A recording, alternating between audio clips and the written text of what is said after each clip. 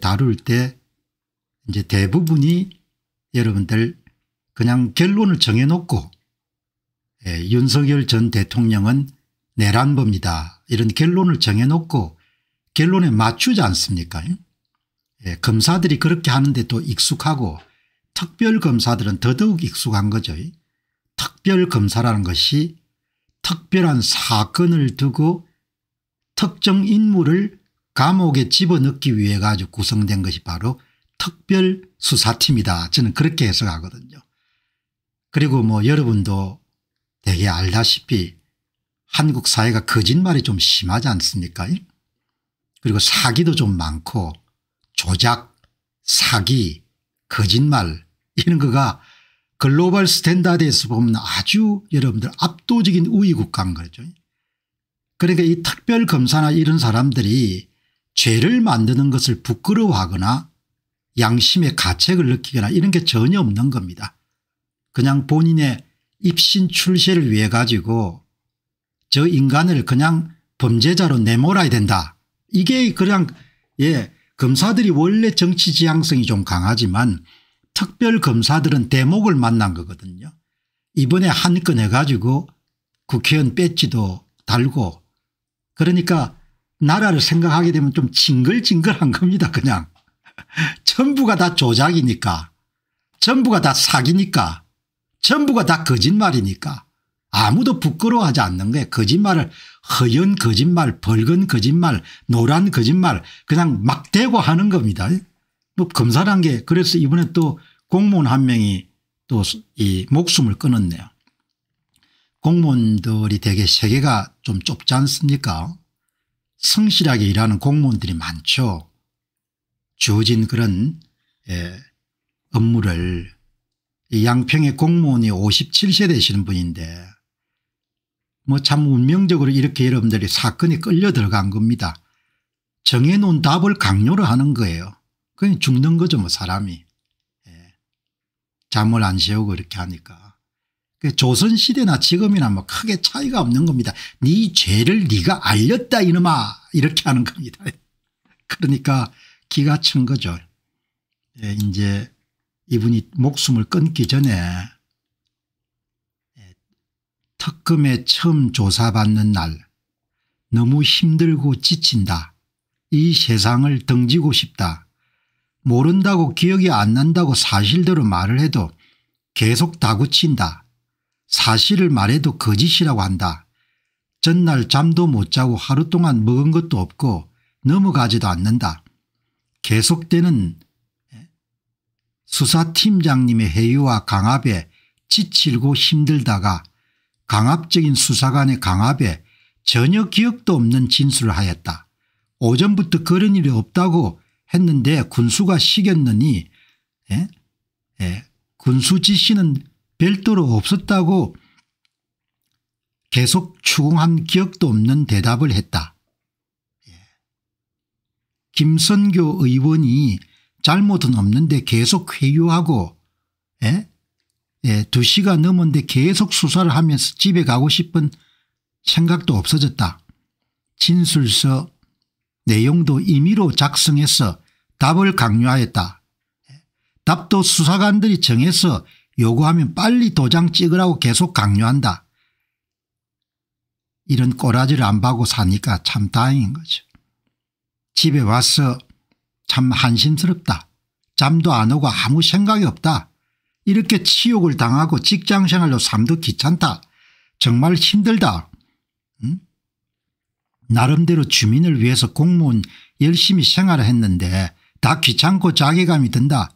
세상이 싫다. 사람도 싫다. 수모와 멸시 진짜 싫다. 뭐하고 왔는지 아무 생각도 없고 잠도 안 온다. 이렇게 돌아가신 분이 마음이 좀 여렸던 분 같네요. 특별검사라는 것이 뭐 이분들은 완전히 일생의 대목을 만난 거죠. 이번에 한 건 잘하면은 출세를 할 수 있으니까. 그러니까 조작하고 이런 게 뭐 별로 끄리낌이 없는 출세를 위해서 뭐도 팔아먹을 수가 있는 거죠. 그게 조선시대였고 그게 이런 지금입니다. 하나도 바뀐 게 없어요 나라가. 김금희 특검 조사받은 양평군 공무원 숨진죄 발견. 윤 대통령의 부인인 김건희 여사 관련 의혹으로 특별검사팀에 조사받은 내가 이름 조사장 안 봐도 훤히 보입니다. 죄 정해놓고 그냥 쉐리 밀어붙이는 거지 않습니까? 자백해라 이놈아 이렇게. 그게 조선 사람들이 익숙한 거지 않습니까? 안 까? 뭐 이런 거죠. 조선인들이 그게 익숙하니까 오늘 이 기사를 많이 봤네요. 한국 사람이 아니고 그냥 조선 사람들인 겁니다. 숨진 양평 공무원 메모에 정해놓은 답을 강요했다. 특검은 반박했다. 당연히 특검이 반박했겠죠. 얼마나 사람을 여러분들 쥐어짰으면 죽겠습니까? 특검 그런 일 없다 이렇게 하겠죠. 처음부터 끝까지 전부가 거짓말이니까. 처음부터 끝까지 전부가 사기니까. 처음부터 끝까지 전부가 이런 조작이니까 징글징글합니다. 예, 이렇게 뭐 안 됐습니다. 뭐 어쨌든 돌아가시면 생명이야 다시 여러분들 그거를 담을 수가 없으니까. 아침 10시에 나가가지고 새벽 1시 15분에 귀가했고 이런 꼬라지를 안 받고 여러분들 세상 살게 돼서 다행인 거죠. 일단 수사관 앞에 가면 제가 있든 없든 주눅이 들지 않습니까? 좌파 정부가 등장하면 이렇게 사람들이 죽는 겁니다. 사람들이 웃을 일이 아니고 하도 의의가 없으니까 여러분들 웃을 수밖에 없지 않습니까? 그럼 뭐 열받고 이야기할 겁니까? 여기 보시게 되면은 특검은 고인 조사는 강압적인 분위기도 아니었고 회유할 필요도 없었다. 이게 전부가 거짓말하는 겁니다. 거짓말. 조선은 거짓말 때문에 골로 갈 겁니다. 지금 가고 있지 않습니까? 조선이 거짓말 때문에. 거짓말 때문에 골로 갈 겁니다. 거짓말 때문에. 이번에 일본 여름 노벨상 31번째 나오는 거 보시기 바랍니다. 사회가 여러분들 거짓말이 좀 없고 착실해야지 노벨상도 나오지 않습니까? 전부가 거짓말이지 않습니까? 사람이 죽은데 여러분들 이 답변하는 거 보시기 바랍니다. 고인 조사는 강압적인 분위기도 아니었고 회유할 필요도 없었다. 그런데 사람이 왜 죽냐? 57살의 가장이. 말이 되는 이야기를 해야지. 어떻든 간에 조선하고 여러분 하나도 다른 게 없는 겁니다. 특검이라고 여러분들 만들어 가지고 죄 정해놓고 사람 불러다가 자백 강요하고 거짓 진술서 도장 찍게 하고 감방 쳐넣고 그렇게 하는 거지 않습니까? 이 나라에 정의가 어디 있습니까? 강자의 이익이 정의지. 지킬 가치가 없는 거예요. 나라가. 한마디로 이야기하게 되면. 나라가 좀 정의로워야 될 거 아닙니까? 우리나라 지켜야 될 나라 살려야 될 나라 이렇게 생각할 거 아닙니까? 사람들 진짜 잔인합니다. 사람들이 한국 사람들이 진짜 잔인하죠. 대통령이 감방에 쳐놓고 나서 이러면 다 이러면 아무 일 없는 것 좀 잘 사니까 엄청나게 모욕 주고 압박을 가했겠죠. 모멸감을 주고. 하나도 바뀐 게 없는다. 조선시대나 지금이나. 그러니 이제 이게 수사권이 검찰을 넘어서 경찰까지 가게 됐으니까 이제 얼마나 기막힌 일이 벌어지겠습니까? 그냥 찍어서 뭡니까? 감옥에 쳐넣어야 되면 그냥 제도 만들 수 있는 제도 가공품으로 만들 수 있는 그런 거가 되겠죠. 이게 어제 오늘이 아니지 않습니까? 이번에 숨진 양평 사건인데 이게 이제 이 사건이 나오면 나는 누가 생각이 가장 먼저 나는가 아니고 두 사람. 하나는 노무현 정권 때 지금의 열린 우리당의 여러분들 들어와 가지고 부산시장을 열린 우리당으로 만들고 싶어하는 노무현 정권 때 부산시장이 돌아가셨지 않습니까? 평판이 아주 좋은 분이었고 평생 여러분들 공무원으로 강직하게 살았던 분이죠. 그다음에 이제 문정권 때 여러분들 기무사령관 이재수 장관이죠. 얼마나 이런 모멸감을 줬으면은 이 사람들이 대개 엘리트나 지식인들이나 그다음에 공직자를 여러분 대개 압박할 때 모멸감을 주잖아요. 모멸감을. 권력으로부터 받은 극도의 모멸감이 개인을 극단적 선택으로 몰아갔다는 비판이 있다. 우파 정부가 등장했을 때는 이렇게 죽는 사람이 거의 없었습니다. 좌파 정부만 그렇게 굉장히 잔인한 겁니다. 이 안상영 전 부산시장, 안상영 시장 평판이 아주 좋았던 분이죠. 같이 일하자는 노척 제안 수차례 거절하자 수사한 거죠.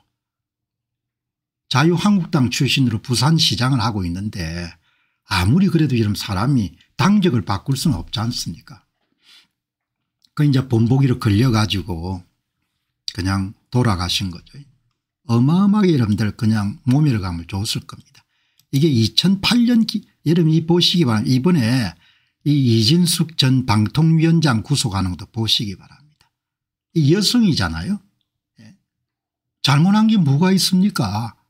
민주당과 이런 좌파 사람들은 상상할 수 없는 일을 다 한다. 다 하고 있지 않습니까? 다 해가지고 권력 잡았으니까. 그냥 사람을 죽이는 것이 별로 이렇게 수갑 채우는 거 보시기 바랍니다. 이게 이제 앞으로 공안 정치가 어떻게 될 건지 경찰 국가가 어떤 식으로 펼쳐지는 걸 보여주는 거지 않습니까? 이게 아주 상징적인 사건이거든요. 하나도 바뀐 게 없습니다. 이게 2008년도 기사입니다. 2008년도 12월 21일 날. 그러니까 여러분들 지금부터 시작해서 한 10몇 년 전의 이야기인 겁니다. 17, 18년 전에. 여기 여러분들 여기에 안상영, 이게 안성영이 아니라 안상영. 같이 일하자는 노척 제안 수차례 거절하자 수사. 수모 감내하기 어렵다. 2004년 2월 4일 뇌물수수 혐의로 구속 기소돼 수감 중이던 한나라당 소속 안상영 당시 부산시장이 부산구치소에서 목매 자살했다. 당시 대부분 사람들이 뭐죠? 당적을 바꾸어서 부산시장을 열린우리당이 맡아야겠는데 협조 안 해주니까 그냥 여러분들 그냥 잡아다가 족쳐가지고 사람이 모멸감 가지고 죽은 거지 않습니까?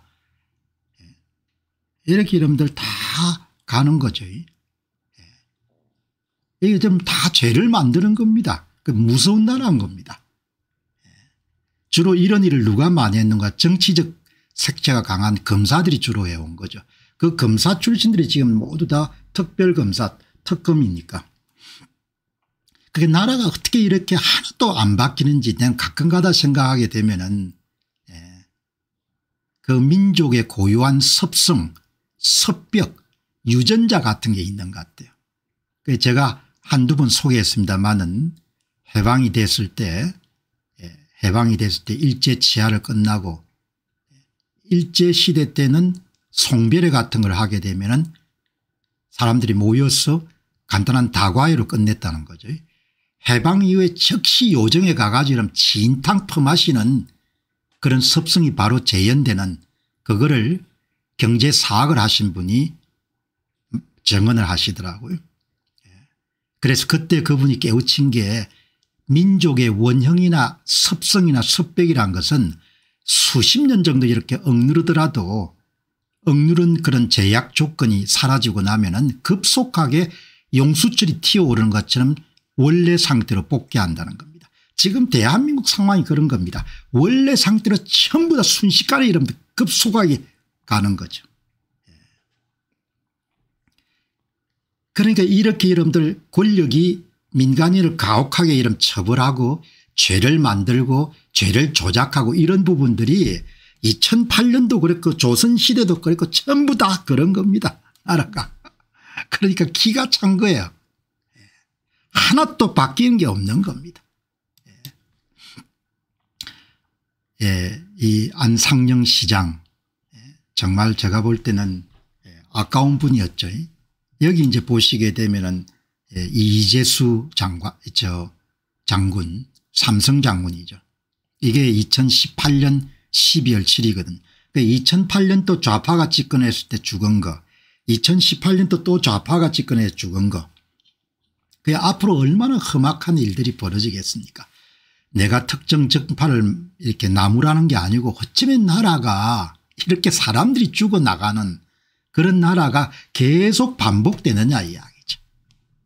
그러니까 민족의 원형이라는 것은 용수철을 누르는 것과 마찬가지로 한 민족의 구섭, 섭성, 섭벽 이런 것은 제약 조건이 조금만 없어지게 되면 수십 년 동안 잠복해 있던 것이 순식간에 그 경제 사학하신 분이 너무나 놀랬다는 거 아닙니까?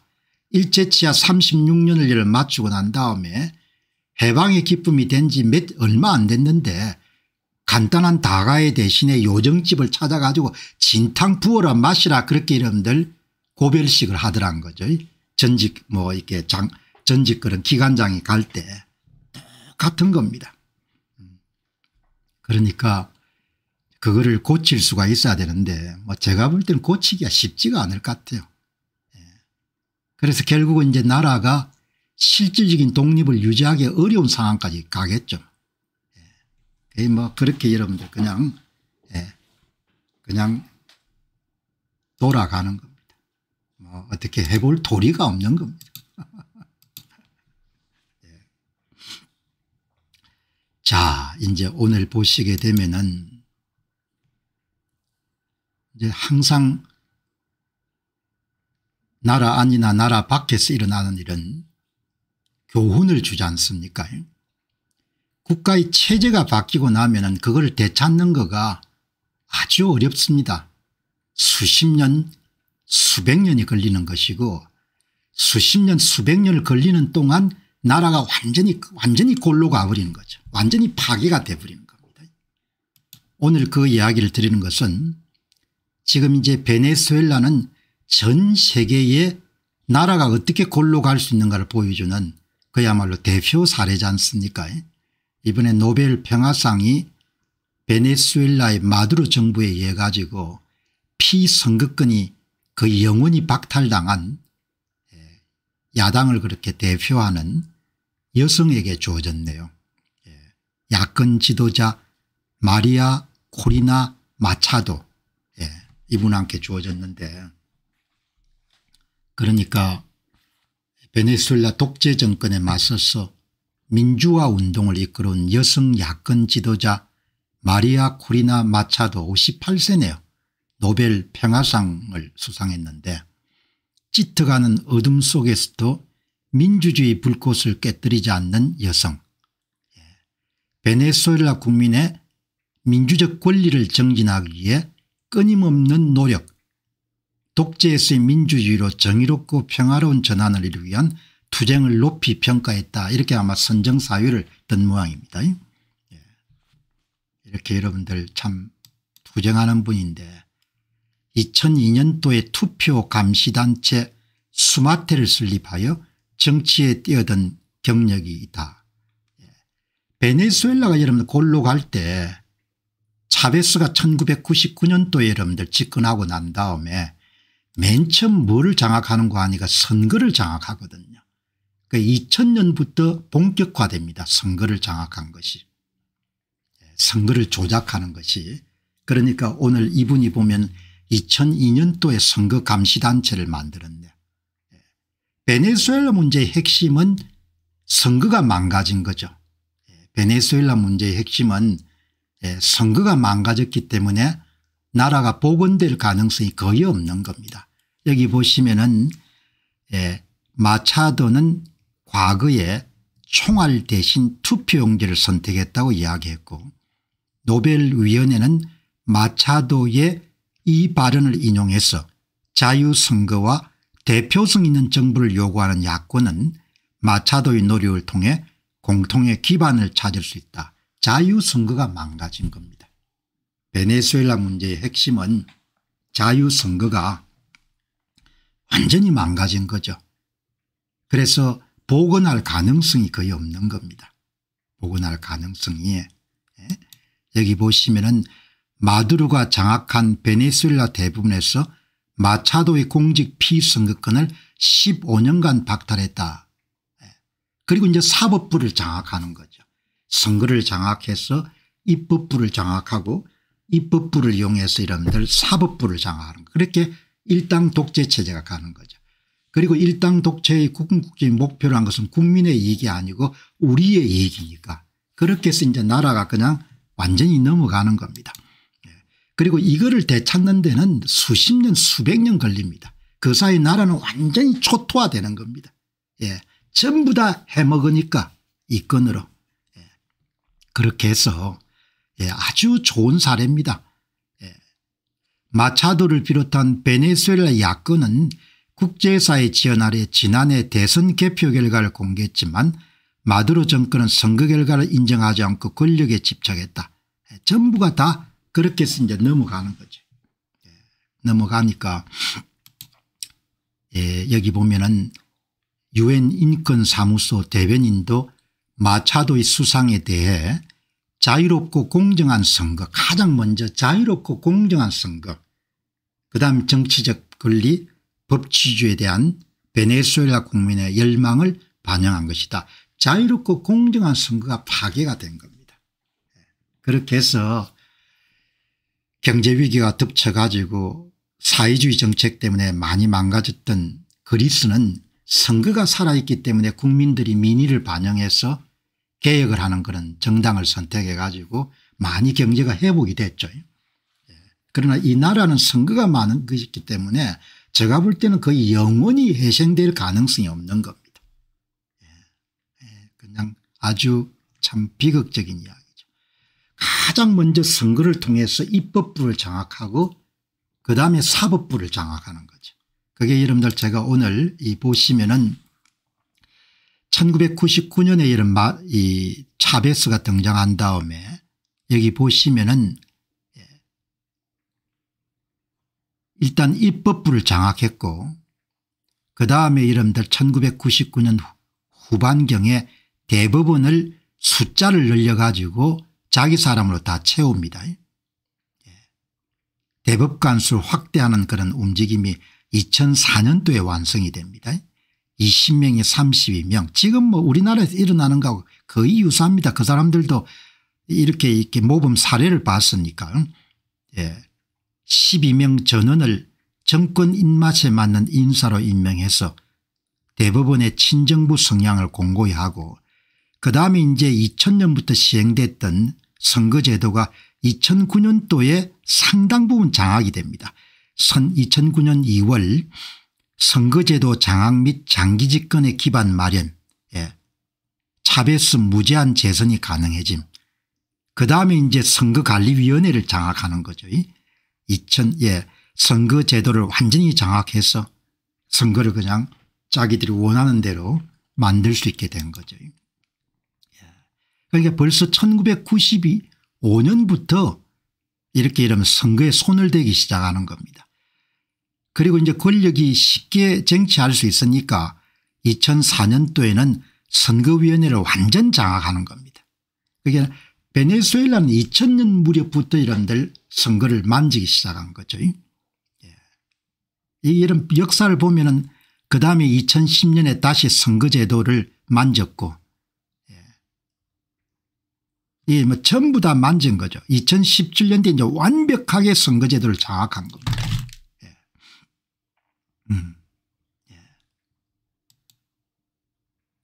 이제 이게 이제 우리 투표는 종이반 그런 이제 전자반 이러지만 여기는 이제 완전 전자식이죠. 터치 스크린 방식을 하는 겁니다. 이거를 제공하는 회사가 스마트매틱이고 2000년대부터 이제 손을 대기 시작한 거죠. 그리고 이 회사의 대표가 2017년대에 선거를 만졌다는 것을 폭로했고 끊임없이 여러분들이 결국 이렇게 해서 나라가 이제 그냥 골로 가는 겁니다. 여기 보시면은 터치 스크린 방식은 2004년부터네요. 선거가 전자화가 되면은 그러면 문제가 발생하는 거죠. 베네수엘라 선거 시스템이 터치 스크린 방식의 전자투표 시스템으로 전면 전환됨. 그러니까 카라카스 수도에서 사무소에서 전부 다 전산 결과를 만드는 겁니다. 이렇게. 그다음에 이제 2017년도에 그 제공회사 스마트매틱 CEO가 선거 결과에 문제가 있다고 이렇게 이야기하고 뭐 그다음에 전부가 다 선거를 만지는 겁니다. 만지니까 우리보다 훨씬 더 베네수엘라 사람들이 저항을 심하게 했는데도 제가 보면 너무나 마음이 짠한 거죠. 길을 써도 될 수가 없는 겁니다. 그렇게 해서 완전히 나라가 남아 그냥 대한민국이 앞으로 가는 길에 교과서로 삼아도 하나도 대한민국이 앞으로 어떻게 될까 이렇게 궁금하신 분들은 이렇게 베네수엘라가 어떻게 바뀌어왔는지를 보시면은 그냥 그대로 그대로 넘어간다고 그렇게 하면 그렇게 보시면 좋겠습니다. 자, 사기가 급추락하지 않습니까? 사람이 이 소위 그 사기가 좀 있어야 되면 패기, 사기, 열리 이런 게 있어야 되잖아요. 사기가 이름 떨어지게 되면 그다음에 나라도 지키기 힘들고 사업도 안 하지 않습니까? 지금 여러분 현장에 있는 사업가들 기분이 어떻겠습니까? 어마어마하게 나쁠 겁니다. 한국에 여러분들 투자하겠습니까? 안 하죠. 안 합니다. 그냥 많은 사업가들이 현상 유지 정도 생각할 겁니다. 한국 사업체는. 사람이 여러분들 기가 좀 살아있어야 되지 않습니까? 오늘 보니까 조선일보에 군 사기 추락을 했는데 국민들도 사기가 요즘 별로 안 좋지 않습니까? 국민들도 그렇게 행복하지 않지 않습니까? 나라가 좀 정의로워야 여러분들 사람이 힘도 나고 할 거 아닙니까? 나라가 부끄러운 점이 너무 많잖아요. 그러니까 부끄러운 점이 너무 많으니까 얼마나 기분이 나쁘겠습니까? 이게 군 문제만이 아닌 겁니다. 이게. 병력 절벽만큼 심각한 군 사기, 명예 추락, 사업가들 얼마나 사기가 땅에 들었겠습니까? 사람은 모두 다 인정받고 싶은 욕구가 있는데 무슨 법을 만들 때마다 이런 사업가들 옥죄는 법을 만드니까 얼마나 기분이 나쁘겠습니까? 기분은 눈에 잘 안 보이죠. 측정하기도 힘들고. 사람이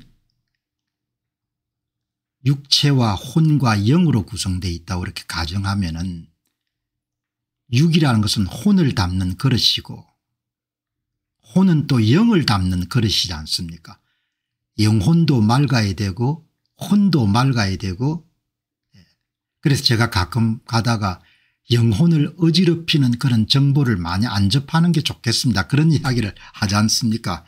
왜 정보가 유입되면 영혼이 어지러워지니까. 그렇지? 영혼이 어지러워지니까. 혼이 살아있어야 여러분들 사업도 하고 공부도 하고 그렇게 하는 거죠. 군대도 지키고. 항상 여러분 이스라엘 젊은 사람들을 유튜브에서 이런 보면은 저 사람들은 혼이 살아있구나. 혼이. 정신이 살아있구나 이런 생각이 들거든요. 여기 보시기 바랍니다. 우리 군이 우울한 기록을 매년 경신하고 있습니다. 작년만 하더라도 육사생도 84%가 인강했는데 올해는 67.6%입니다. 그 많은 돈을 들였으면 육사생도를 육성했는데 중간에 그냥 나가버리는 사람이 많다는 거죠. 뭐 보람이라든지 자부심이라든지 자긍심을 확인할 수가 없으니까 장래도 불투명하고 공사와 회사 임관료도 하락세입니다. 이런 게 다 나라가 지금 기울고 있는 중요한 여름 지표인 거죠. 선행 지표인 겁니다. 육사생돌 84%가 67.6%로 떨어졌구나. 공사회사도 마찬가지구나. 뭐 하다가 싫은 모양이지 그게 아니고 이게 하나의 예표 선행지표인 겁니다. 나라가 골로 가는 선행지표인 겁니다. 지난해 전역한 5년 10년 차 간부도 4,486명의 역대 최다를 기록했고 대위 중사 등 군의 허리인데 군 간부 충원율은 2019년 94%에서 65%로 하락했다. 부사관의 경우 93.5%에서 51.2%로 급락했다. 충격적인 변화의 연속이다. 이 글을 쓰신 분들은 언급을 안 하지만 나라의 여러분들 기가 살아있으려면은 나라가 정의로워야 될 거 아닙니까? 각자에게 합당한 몫을 돌려줘야 되고 각자가 맡은 바 소임을 열심히 하는 것이 그게 여러분 정의로움이 사회에 만연해야 되지 부정의 정의가 강자의 이득이고 정의가 일파와 일족의 여러분 이득이 되면 그 나라가 여러분 존속할 수 있겠습니까? 그런 걸 여러분 일체 언급 안 하는 거죠. 왜 이렇게 되냐. 나라가 여러분 기울고 있는 지표입니다. 그러니까 대만하고 격차는 점점 벌어지겠죠. 제가 딱 잘라서 여러분 한국 국장에 투자하지 말라는 이야기를 하지 않습니까? 왜 그렇게 하겠습니까? 인구 줄지 내수 여러분들 죽지 이렇게 나오는 입법마다 전부 다 사람들 기분 나쁘게 하고 여러분들 사업가들 어렵게 만드는데 뭐가 가지고 여러분들 나아지겠습니까? 세상은 넓고 투자할 기회는 많으니까 국장 대신에 얼마 전에 보니까 삼성전자 투자하고 싶었는데 삼성전자를 부정적으로 봐서 투자 못해서 기분이 나쁩니다. 아니 내가 삼성전자에 대해서 아니 삼성전자 대신에 다른 비슷한 회사들이 많은데 왜 삼성전자를 투자하냐 이 이야기를 했죠. 남 탓 잘하고 제가 여러분 투자 이야기를 하면은 각자 알아서 판단해야 되는 거지. 내가 투자하지 말라고 했더니 이러면 투자하지 않으면 됩니까? 미국 시장 투자하면은 오늘쯤 주가가 폭락하더라도 오르지 않습니까? 내 같으면 삼성전자 대신에 엔비디아 투자하죠. 내 같으면 삼성전자 대신에 이런 미국의 반도체 이름들 대표 ETF인 SMH나 SMHX에 투자하죠. 삼성전자에 내가 왜 투자합니까? SK하이닉스에. 세상은 넓고 할 일은 많은데. 여기 보시기 바랍니다. 기업 채용 시 장교 우대는 거의 사라졌고 장군이 돼도 정치 바람이 불면 팔이 목숨이고 군 간부 붕괴는 박봉 문제도 있지만 사기와 명예가 떨어진 것도 큰 원인이다. 사기와 명예가 왜 떨어지냐? 정의가 무너졌기 때문인 거죠. 정의가 밥을 먹여주냐? 정의가 밥을 먹여주죠. 정의가 강자의 이익이라는 그런 나라가 되면은 나라를 지킬 필요가 없는 겁니다. 우리나라가 아니고 그 사람들 나라니까 그 지역 여름 나라니까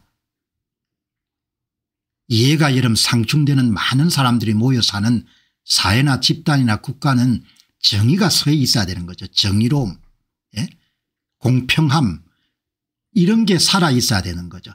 전부 다 거짓말하고 죄는 만들고 결과는 여러분들 조작하고 그래서 사기가 떨어지는 겁니다. 사람이 바보 천치가 아니지 않습니까? 사람들이 다 아는 사람이 많은데 눈을 벌건 뜨고 뭡니까 사기나 여러분들 거짓을 봐야 되니까 어떻게 이런 나라가 여러분들 일어나겠습니까? 나라가 어려운 겁니다. 그게 현장에 지금 드러나는 게 이렇게 육사생도나 이런 것이 여러분들 충원의 임관율이 계속 떨어지는 겁니다. 사기와 명예가 떨어진 거에 큰 건데 돈 준다고 사기 안 생기는 겁니다. 사람이.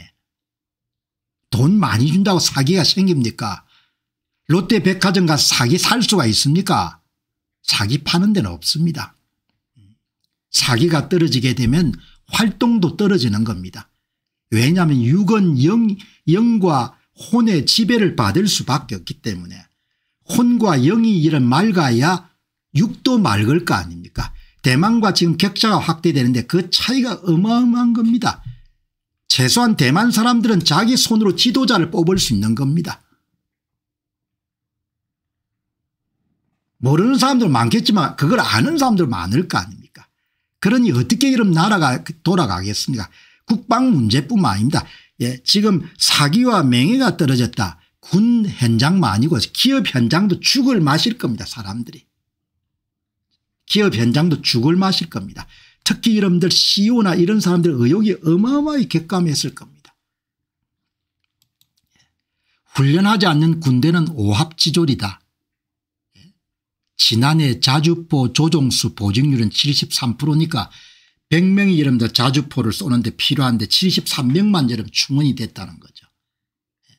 실탄 사격도 없고 수류탄 투척도 없는 겁니다. 전쟁 나면 싸울 수 있겠습니까? 도망가는 사람 어마어마하게 많을 겁니다.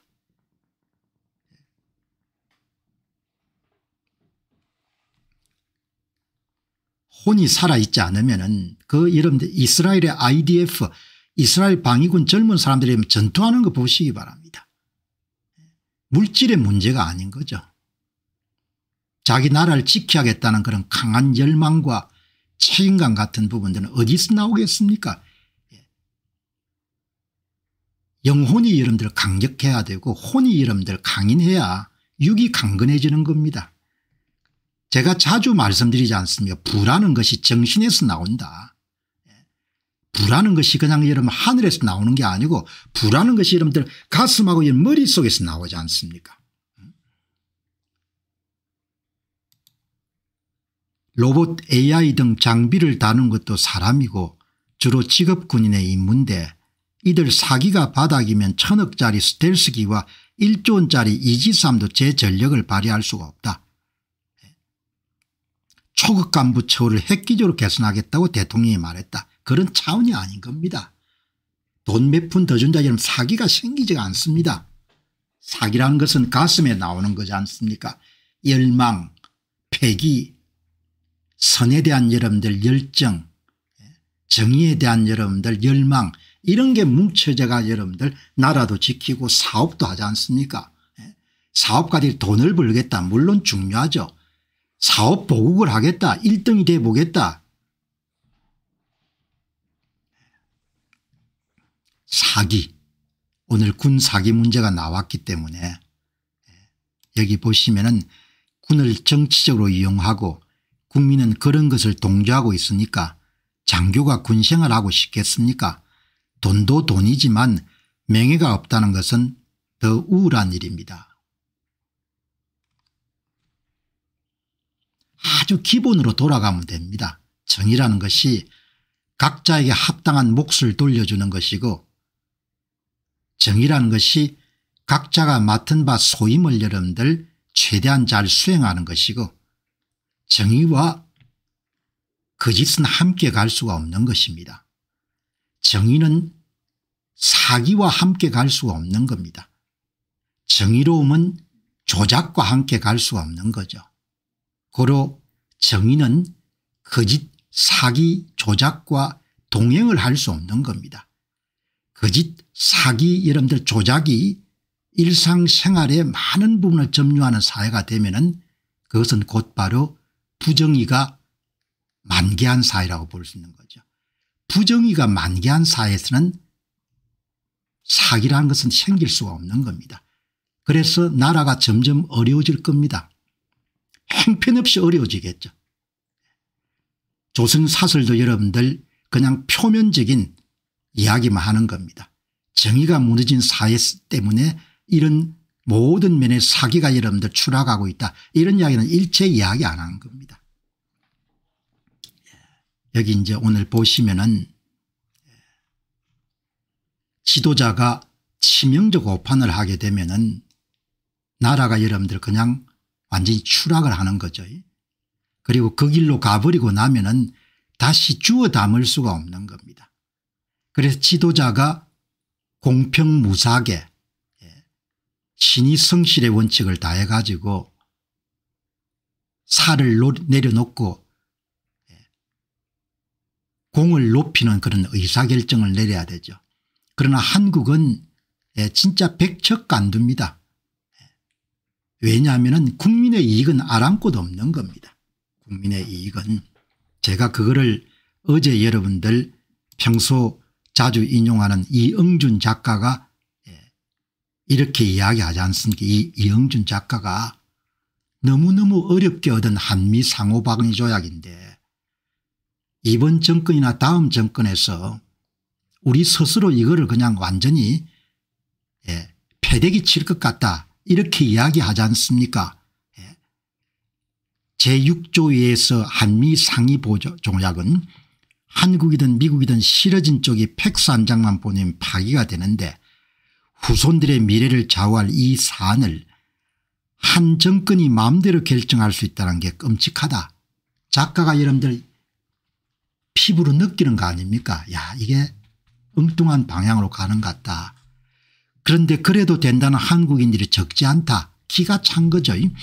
미국이 싫다며 자기 자식은 길을 쓰고 미국에 살게 하는 사람들은 한미 상위 방위 조약 시스템이 사라진 뒤에 닥쳐온 온갖 환란들 속에서 내가 원했던 것은 이게 아닌데라고 장탄식을 할지도 모른다. 천만에 알았든 몰랐든 당신이 저지른 짓이 맞다. 이렇게 이야기를 하지 않습니까?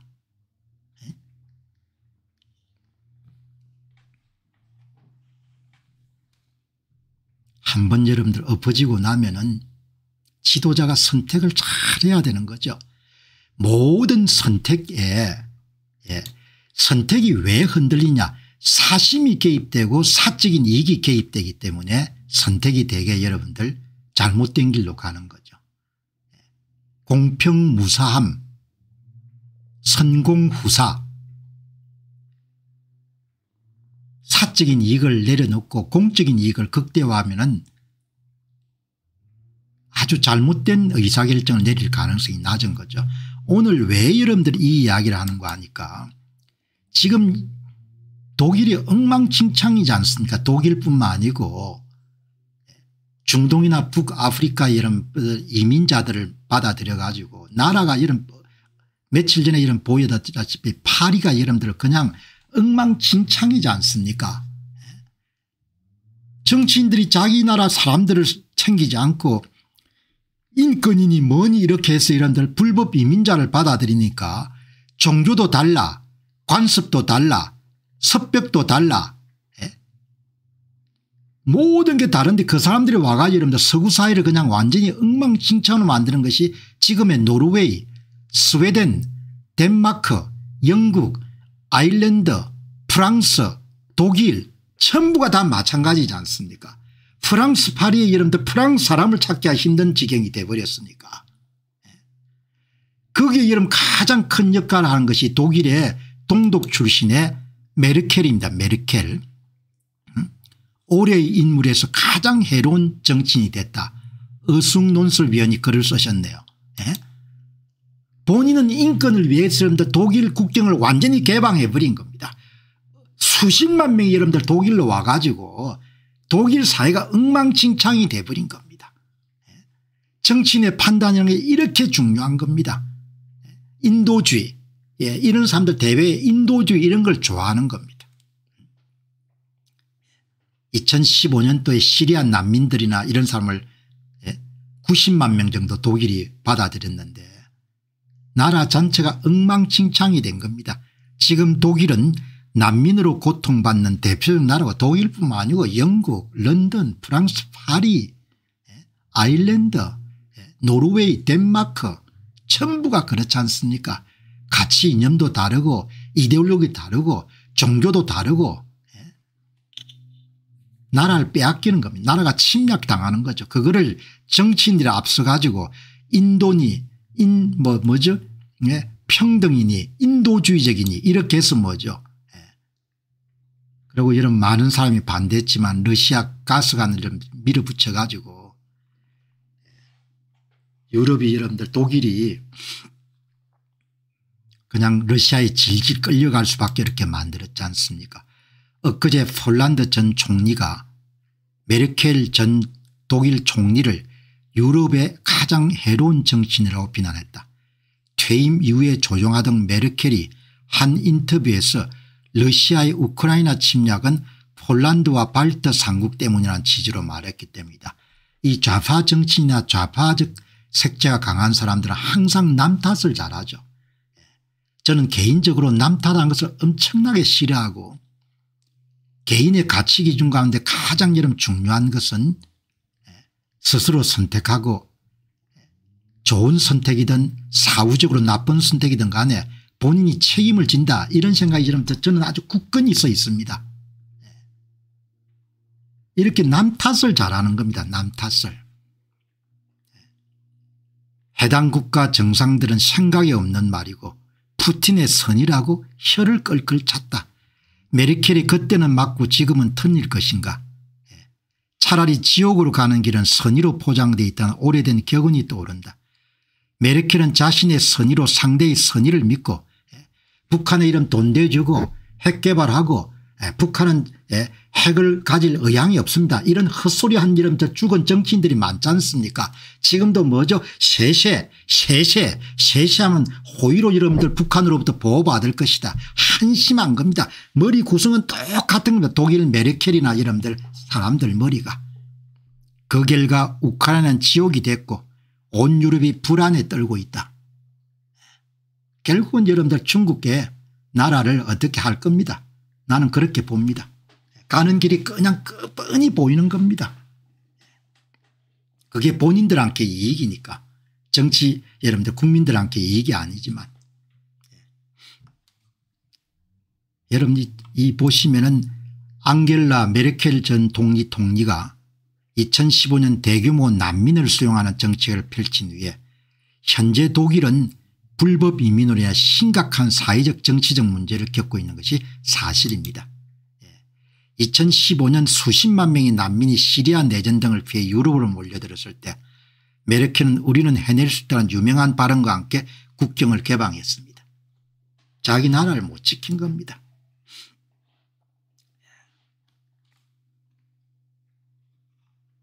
지옥으로 가는 길은 선의로 포장되어 있지 않습니까?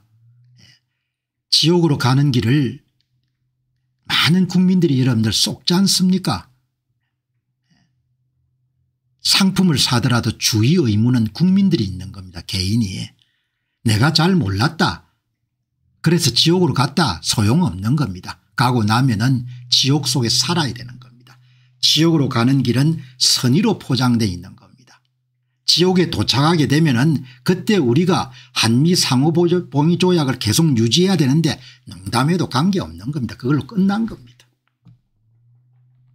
그걸로 더 이상 바꿀 수가 없는 겁니다. 메르켈의 이름들 국경 개발로 인해서 이름 독일은 수십 년 동안 좀 시달려야 되는 겁니다. 사람들이 죽지 않을 것이고 그 사람들이 후손을 낳고 그 사람들은 전부 다 뭐죠? 피해의식과 자격지심으로 똘똘 뭉쳐 있을 테니까. 수십 년 수백 년 동안 국가가 고통을 당한 겁니다. 한국에 또 마찬가지입니다. 제가 그래서 농담 진담반 하지 않습니까? 4년을 갈지 40년을 갈지 400년을 갈지 가늠이 안 된다는 거지 않습니까? 잘못하면 400년도 갈 수 있다 이렇게 이야기하지 않습니까? 한번 무너지게 되면은 어렵습니다.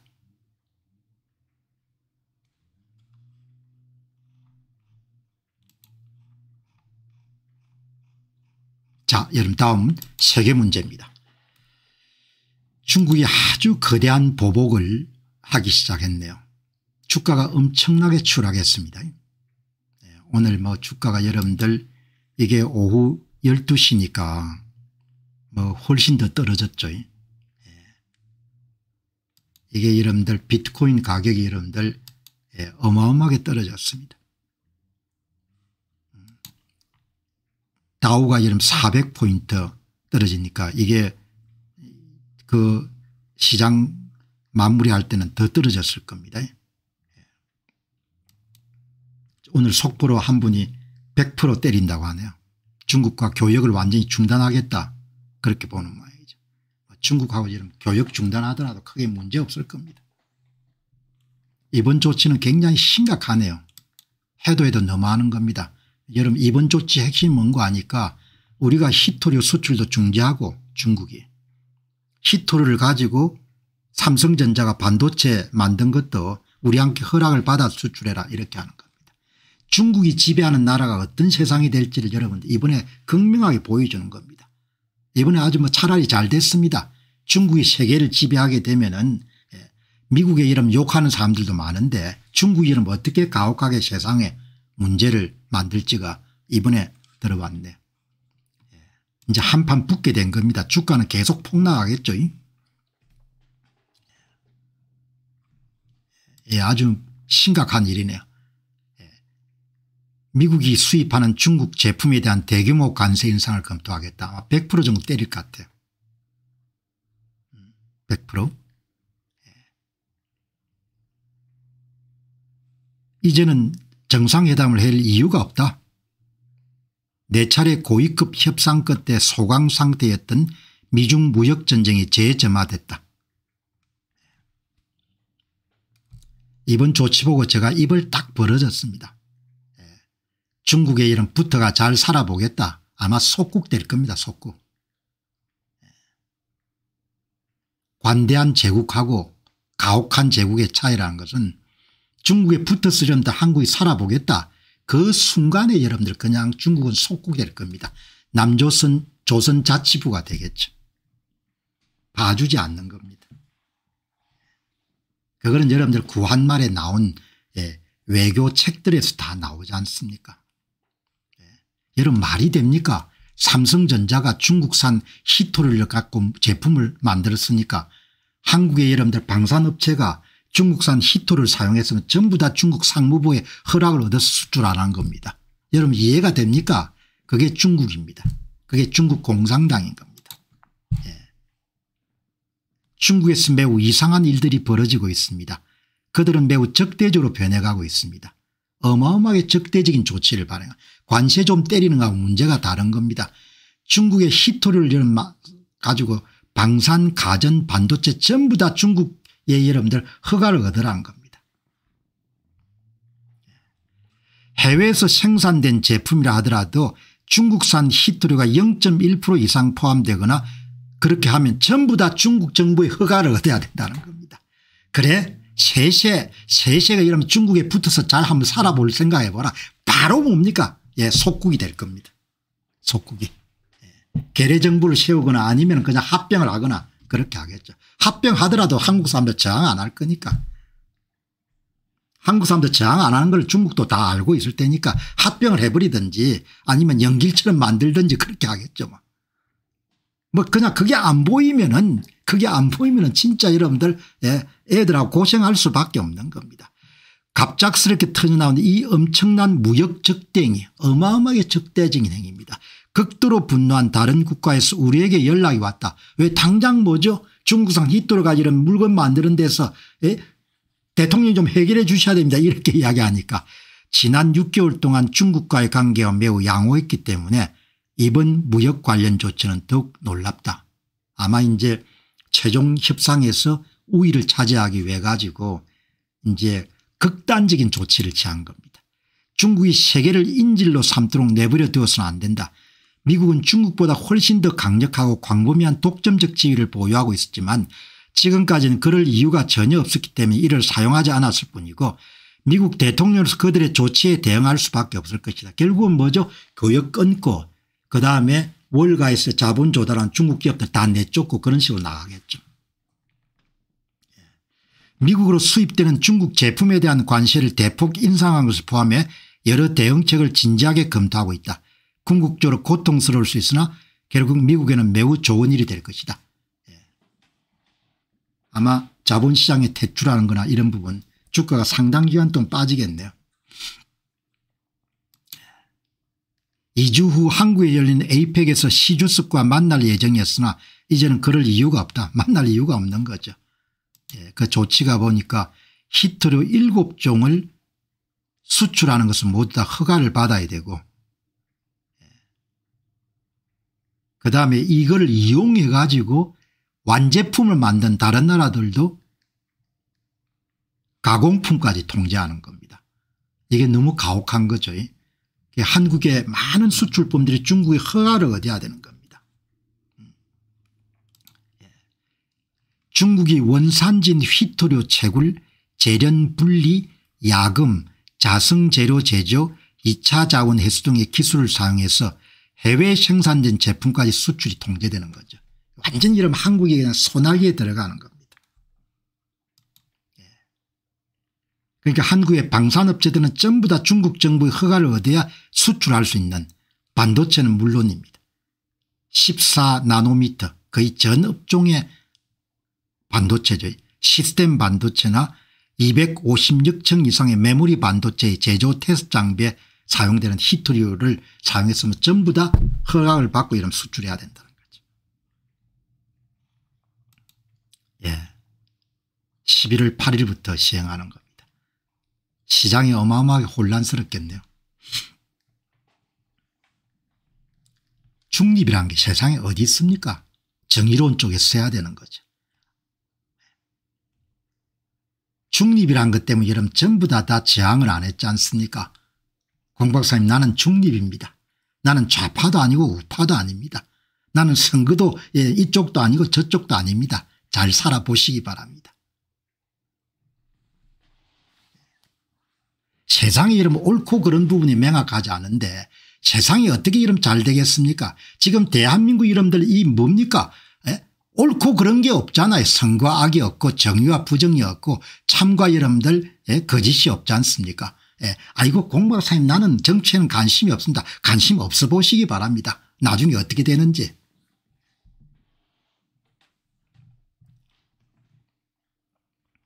진짜 큰 보복이네요. 어마어마한 보복이네요. 큰 보복입니다. 아마 대판 싸울 것 같아요. 오늘 월스트리트는 스탁폴 트럼프의 테리프 스렛 월스트리트 저널은 트럼프를 별로 안 좋아하니까 스탁 이름 떨어진 것이 중국의 지나치게 강경한 히토리 구제 때문에 떨어지는데 꼭 트럼프 이름들 관심 때문에 떨어졌다 이렇게 이야기하는 거죠.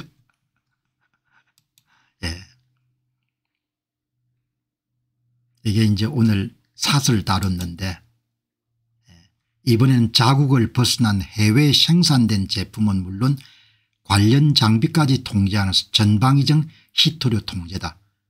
한국의 반도체 스마트폰 방산 등이 전부 다 중국의 상무부의 허가를 얻어야 수출할 수 있는 겁니다.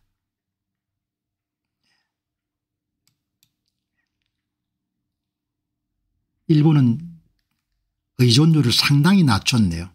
90%에서 50%까지 낮췄네요. 긴 시각을 가고 이러면 하니까. 한국은 계속해서 정권이 바뀔 때마다 자원개발에 대한 시각이 달라졌으니까. 전기차 모터와 스마트폰에 필수인 네오디뮤의 중국 의존도는 15년 전에과 꼭 같은 88%다. 고성능 연구 자석용 산화 디스프로슘은 100% 의존이다. 아무것도 못 배우는 겁니다. 정치. 어떻게 이런 이 나라 민족은 이렇게 배우지 못하는지 모르겠어요. 그렇게 된통으로 당하고 나서도 아무 일도 없을 거야. 괜찮을 거야. 문제 없을 거야. 이 보시기 바랍니다. 전기차 모터하고 스마트폰에 들어가는 이 이런 중국 의존도를 히토류 중국 의존도를 하나도 못 낮춘 겁니다. 실사조의 노력에 이런 일본은 얼마를 낮췄다는 겁니까? 40% 정도 낮췄다는 거 아닙니까? 40% 기술 개발도 하고 히토류 이름들 조달 국가를 다양화해 가지고 어쩜 이런지 모르겠어요.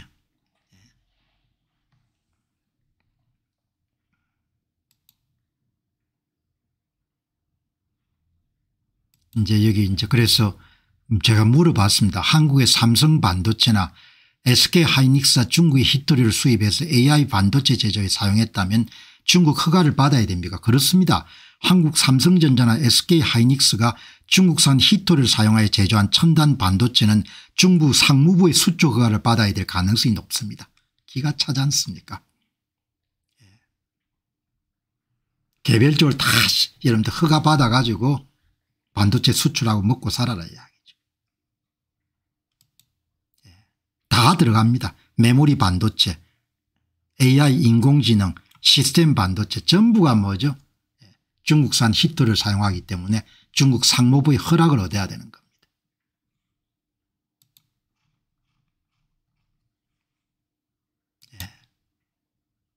원자재 수출에 그치지 않고 우회 수출, 원자재를 수입해 가지고 가공품에 사용한 것을 전부 다 여러분들 다 규제를 받아야 되니까 도널드 트럼프 대통령이 어마어마하게 여러분들 그거 한 거죠. 어떻게 이렇게 준비를 못하는지 모르겠어요.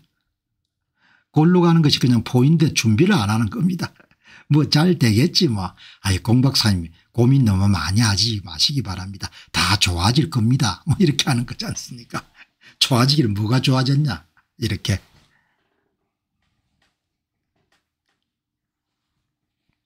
장기적으로 계획을 세워가지고 정권에 관계없이 국가의 전략적 목표를 여러분들 준비하고 대비하고 이런 거가 참 미흡한 거죠. 한국 문제나 세계 문제는 좀 답답한 문제가 많습니다. 자, 지금부터 이제 공병호 TV는 성장하는 방송, 학습하는 방송, 부자되는 방송입니다. 그리고 여러분들이 혹시 이 유튜브나 페이스북에 무슨 제 목소리하고 제가 나와 가지고 무슨 투자를 조언한다 이런 거는 다 가짜입니다. 좀 수고스럽지만 여러분들이 신고해 주시기 바랍니다. 신고하셔 가지고 피해자가 안 생기도록. 저는 방송하는 것 제외가 일체 외부 활동을 안 합니다. 여러분하고 매일 만나는 이 방송만 제가 직접 하고 나머지는 일체 사람도 안 만나고 강연도 안 하고